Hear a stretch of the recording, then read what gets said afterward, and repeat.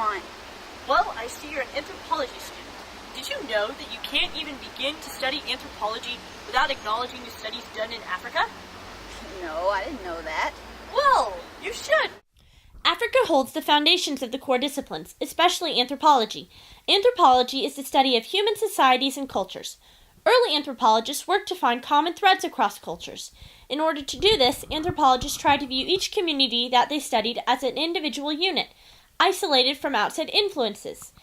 After the end of the colonial era in Africa, and through the continued studies of African peoples, anthropologists realized that this fundamental premise was quite inaccurate, and that in fact, every culture is influenced by anything that it contacts. This is just one example of how anthropology has been changed by the study of Africa. It is very important that we study Africa and its rich history, because the study of Africa provides at least part of the foundation of the work of most academic fields.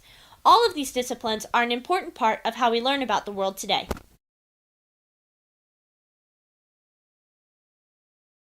This is a very important specimen. Did you know that that person was originally from Africa? No way. I've never really thought about where we all come from. Africa is where some of the earliest life forms have been discovered. There is much argument as to whether or not humans originated in Africa. However, there is a lot of evidence that points back to Africa as being the cradle of mankind. Humans can be traced back about 200,000 years ago to a woman known as mitochondrial Eve. It is believed that all of humanity is linked to her through an unbroken chain of descendants. Additionally, important human remains of different developing humans have been found in Africa, such as Australopithecus afarensis, Homo habilis, Homo erectus, and Homo sapiens. Of course, the cultures of this period are far more difficult to study, but they do influence our society today, and thus influence anthropology. Genetic anthropology is also a new and growing field that traces human migration using DNA in both physical and historical evidence. Hakuna Matata. What a wonderful phrase. Hakuna Matata. Ain't no passing craze. It means no worries for the rest of your days. It's a problem-free philosophy. Hakuna Matata. Hakuna Matata? What kind of word is that? Where did that come from? Did you know that Hakuna Matata is actually Kiswahili for there are no worries? Kiswahili is a Bantu language of the Niger-Congo family. Dude, In Africa. what are you following me for? Do you not have a life? My life is to teach you about Africa. Duh. Whatever. To really understand any culture, it is important to know their language. Early anthropologists had to learn the language in order to engage in their studies of the people and the practices they took part in. There are 4 major language families in Africa: Afroasiatic, Nilo-Saharan, Niger-Congo, and Quotient. These languages spread out over Africa through interactions between individuals, families, and ethnic communities. Language is also a way that people express how they construct their world. Through words, we describe what is important to us, and the number of words also point to particularities in a society. Language is also important in showing the influence of societies outside Africa.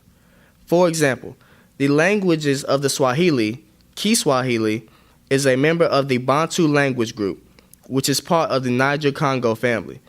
It shows significant Arabic elements in its history. This supports the archaeological and historical evidence describing the contact between the East African coast and the Arabic merchants and traders.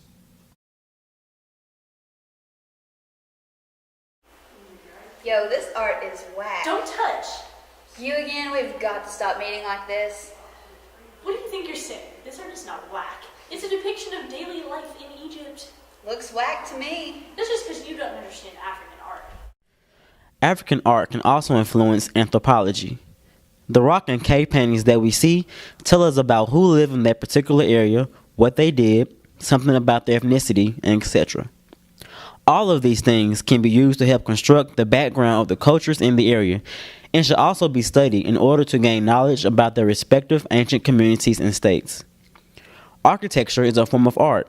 and the statues and monuments of the land show us how the colonial theories of the Europeans really did not have any actual foundation, and that the civilizations of Africa were really quite advanced. For example, the pyramids of Egypt speak into the highly organized state structure and power over the peasants, which was necessary in order to force them to build these huge architectural feats. The Ethiopians also constructed elaborate churches hewn into rock, which speak to the vivacity and piety of their religious beliefs, since they were meticulously fashioned to recreate Jerusalem.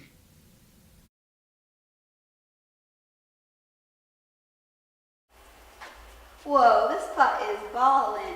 Did you know that that pot is part of how we learn about agricultural practices throughout the world? Really? You again?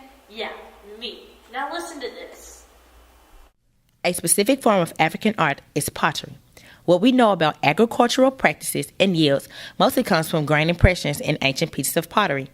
African pottery styles also describe the influences and interactions between regions, languages, religious beliefs, and communities. Pottery is a way of expressions, both of daily life and traditional stories. African jewelry can be a form of pottery that symbolizes aspects of different cultures and societies. Different types of pottery have been traced to certain regions and time periods in Africa. For example, some of the Iron Revolution has been correlated with a style movement known as Nook pottery. This movement focused on terracotta figurines on both human heads and animals and dates from about 500 BCE to 200 CE. This style gradually spread throughout parts of Western Africa through the interactions of different people. Through the spread of technologies such as this one, we can trace the influence and movements of peoples.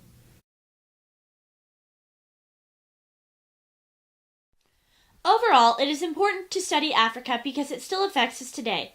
The history of the heritage of the peoples of Africa affects how they construct and view their world. Through the study of Africa, anthropological theories, methods, and expectations have developed. Anthropology has also spawned other fields, such as archaeology, linguistics, forensics, and others. These fields are all affected by the study of Africa in some way. Additionally, there are other disciplines that are affected by the study of Africa. Therefore, we should study Africa because it is the foundations of the core disciplines, especially anthropology. So, I see you're on your way to anthropology class. I sure am, and I've already learned so much thanks to you, creepy narrator voice. Hakuna Matata. What a wonderful phrase. Hakuna Matata. Ain't no passing craze. It means no worries for the rest of your days. It's a problem-free philosophy. Hakuna Matata.